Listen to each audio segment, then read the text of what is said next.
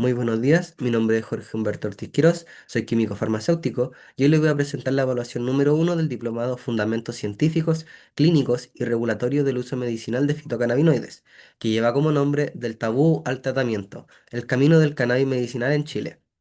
Bueno, a modo de reseña, mencionarles que yo he vivido toda mi vida en la comuna de La Pintana, razón por la cual he visto cómo socialmente la gente ha utilizado medicamentos y distintos tipos de drogas de manera indiscriminada. Es por esto que nace la ayuda de informar a los pacientes en cuanto al torno del cannabis medicinal, sobre todo de uso médico.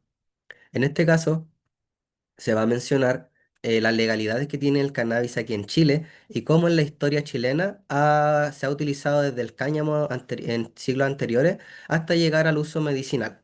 Es por esto que se va a hacer hincapié en el uso del cannabis en medicina y una breve historia del cannabis. Bueno, a modo de una breve historia del cannabis, mencionar que llega a Chile en 1545. Se establece principalmente en Curacaví. Fue un elemento fundamental para la agricultura y ganadería de los siglos XVI al siglo XIX. Tanto así que posicionó a Chile dentro de uno de los tres productores más grandes de cáñamo entre esos siglos.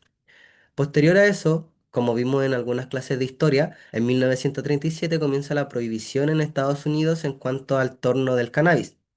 Posterior a eso, en 1961, se realiza la Convención de Estupefacientes, en la cual se tipifica el cannabis a nivel mundial. Eso repercute en Chile, tanto así que en 1973 el expresidente Salvador Allende promulga la primera ley de drogas donde tipifica el cannabis en territorio nacional y posteriormente en el 2005 se crea la ley 20.000, se promulga la ley 20.000 con el expresidente Ricardo Lagos.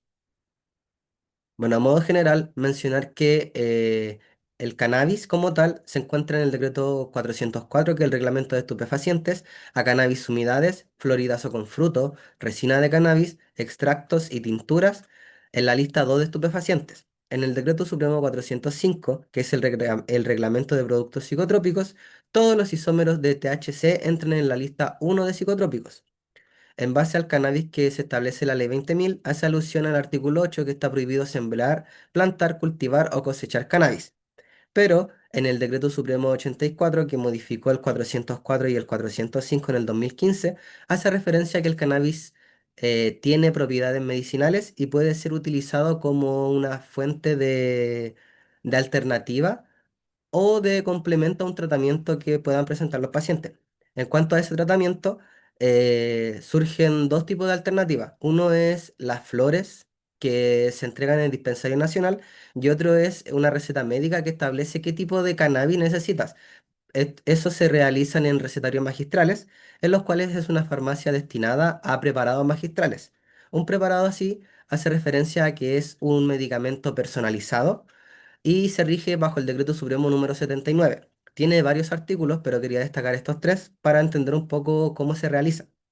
El primero es que no puede contener principio activo en misma dosis y forma farmacéutica que un producto terminado que ya existe registro en el ISP. El segundo es que tiene un periodo de validez asignado de 40 días en ausencia de pruebas de estabilidad. Y por último, esto funciona solamente con autorización sanitaria exenta entregada por el CEREMI.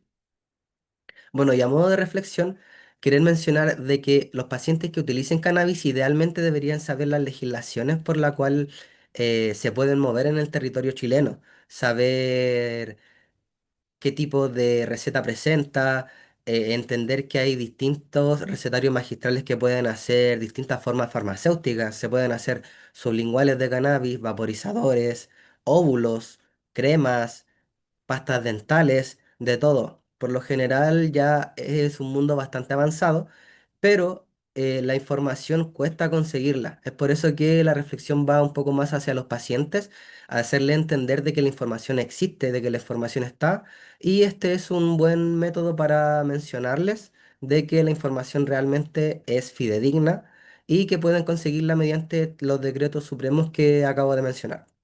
Bueno, esa fue la presentación, espero que haya sido de su agrado y muchas gracias.